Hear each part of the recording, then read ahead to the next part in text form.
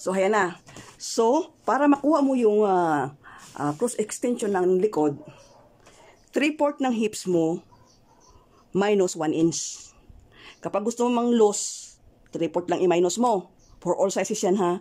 Kapag ka naman stretch fabric, 2 inches ang iyong tatanggalin, no? So, mula dyan hanggang doon, ay 3/4 ng hips minus 1 inch. So, para madali, ituro ko sa inyo kung paano. Ang 36 divided by 4 is 9. So, alisin mo yung isang 9. So, 3 9 na lang. No? So, 3 9, 27 yon. So, yung 27, alisan mo ng 1 inch. Yun ay magiging 26. So, yan ang sukat niya. 26. Yan. Ayan ang sukat niya. 26. So, may cross line na yung likod. Ngayon, sukat ulit tayo ng ganito. So, ganyan baga. Ayan. Para makuha natin yung 3/8. 1 and 3/8. So, kailangan may 1 and 3/8 ka dito sa para yung kanyang curve. So, mahalaga yung curve dahil pag minsan lumulukot sa likod. So, 1, 1, 2, 3 hanggang dito. Ayan. Ngayon, ibababa mo ito ng half inch. Half inch. Ayan. So, ngayon, pag draw mo ng crotch line, ng curve ng crotch line, dito ka magmumula sa doon nagbaba ka ng 1 cm, dito ka magagaling. So, pag ganyan, oh. So, ito yung kanyang, yan. So, kailangan idadaan mo doon sa, ayan siya. So, ganyan ang pagguhit. Alam nyo, ito, napakagandang po nito sa trouser. Yan. Binaba mo ng half inch doon. So, yan yung kanyang crotch line. So, medyo na forma na ang taas, no? Ayan. Forma na. So, dito naman tayo ngayon sa baba. Paano sa tuhod, paano sa bottom. So, kukunin natin ngayon, next, kukunin natin ngayon yung kanyang length ng inyong pantalon. So, ang length ng pantalon ay 36. So, yan, 36. So, doon siya. Yan, 36.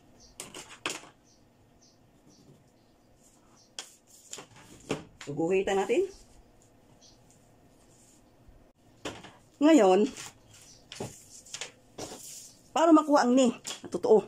So, ang knee, mula dito sa crotch line, hatiin mo yan. Hatiin mo yan. Ayan siya. Tataas ka ng 2 inches. So, 2 inches. So, ito yung bago mong nail tuhod. Diba? O, yan. So, ito yung bagong tuhod ngayon. So, 10 and 1/8. So, ito yung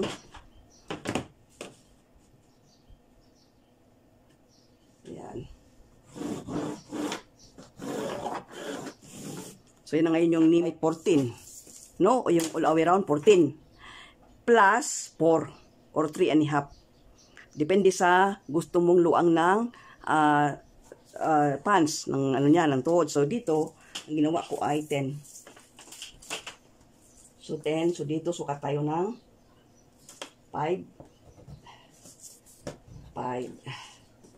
So, 10 dito, no? Ayan. Doon sa kabila din, ganun din. So, dito tayo, 5, tapos 10. And then, doon din, 5 din. So, 10. 10, tapos 5. So, yun siya.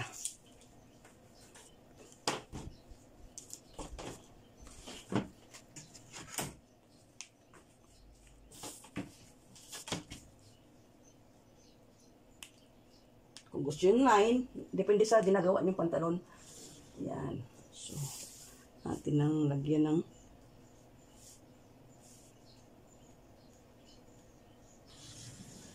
yan. So, yun na yung nail line. Dito naman tayo sa hemline. Sa hemline. So, sa hemline, gawin natin 8. So, ayan, 4 or 3.5. Ayan. So, 7. 7. So, dito, 3.5. 7. So, yan. Mag-wait na tayo. Yan, suguhitan natin. Trace natin ito. So, itong dito sa ano, kunting itong gamitin nyo. Yan. Para may kunti siyang alok. Ayan. Ah.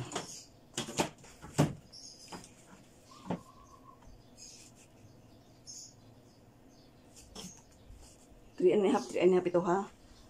3 and a half ang lelayan. So, ayan siya.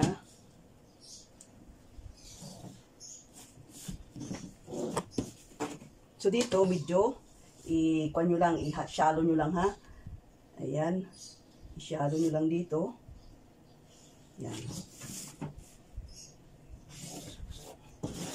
And then dito din naman. Ayan.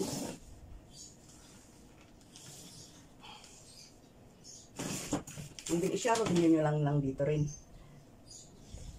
Ayan.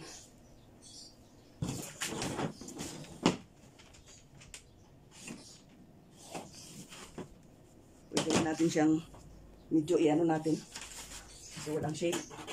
So, ganyan natin konti.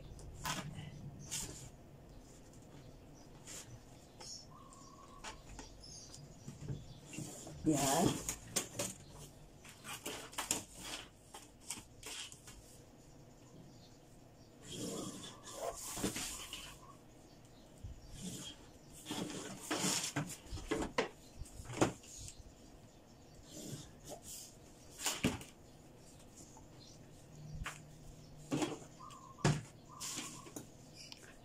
So, ayan, pantalon na siya. Diba? Pantalon na siya. Yung skirt black, naging trouser black. So, ayan.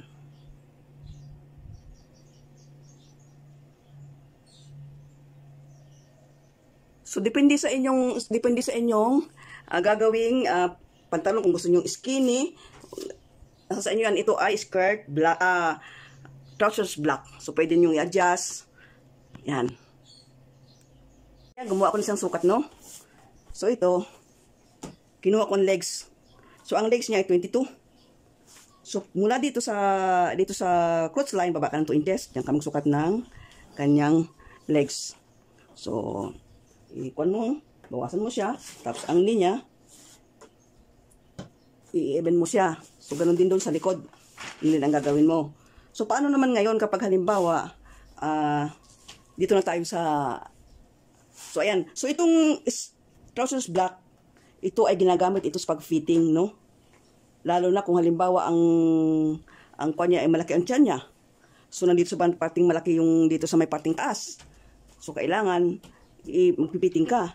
Pero kung yung mga maganda naman ang shape ng katawan, ng legs, so, itong trousers black na ito ay accurate na accurate.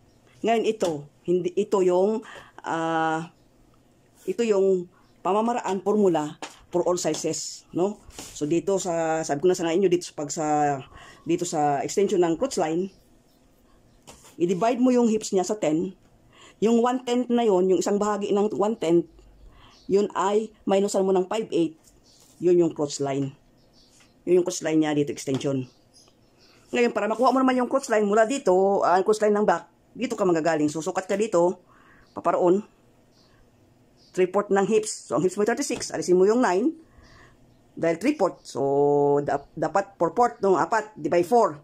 Hips divide 4. Yun ang sagot. 36. Ay 9.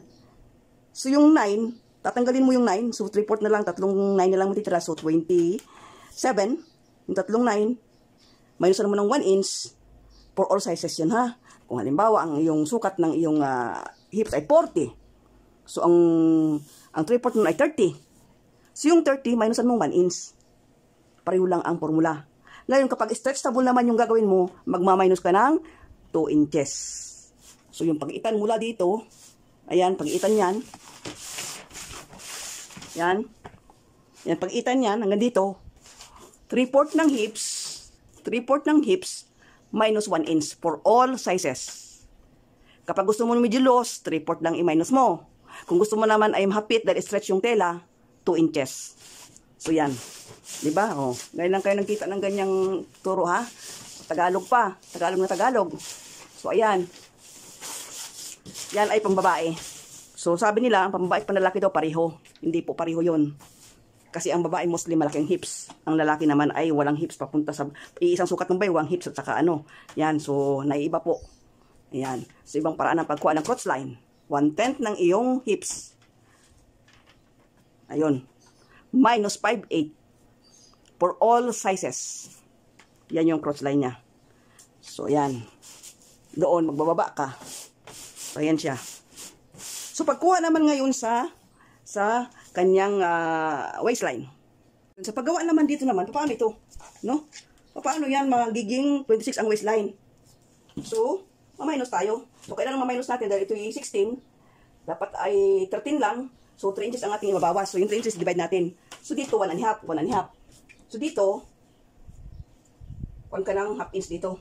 Half inch dito sa crotch line. Sa crotch. Ngayon, itay mo mula dito sa yoke line, igaganyan mo siya. And then, kuha ka ng tacks dito. Kuha ka ng tacks. Ayan, huwag mong paabot dito, mga 3/4.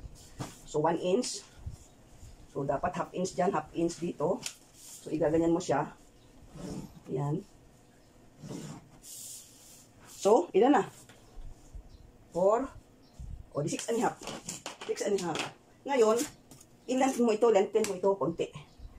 Kasi para hindi kainin lang tacks ng ang ano mo. So, ayan siya. Ganyan mo siya. Ayan.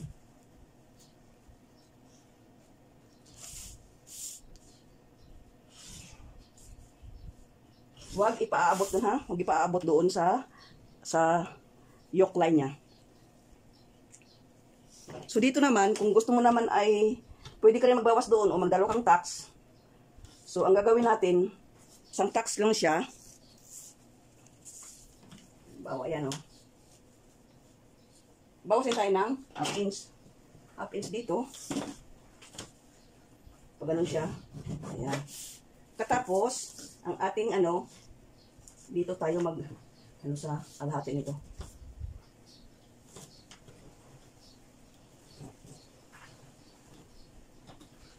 Ayan. Ito ngayon, iaabot natin dito. Yung tacks.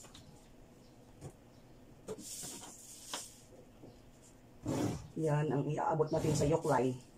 Kapag sa likod. So, ayan siya. So, ito na yung panibago nating waistline. Ito yung tacks. Ay, lumampas. Yan. Yan.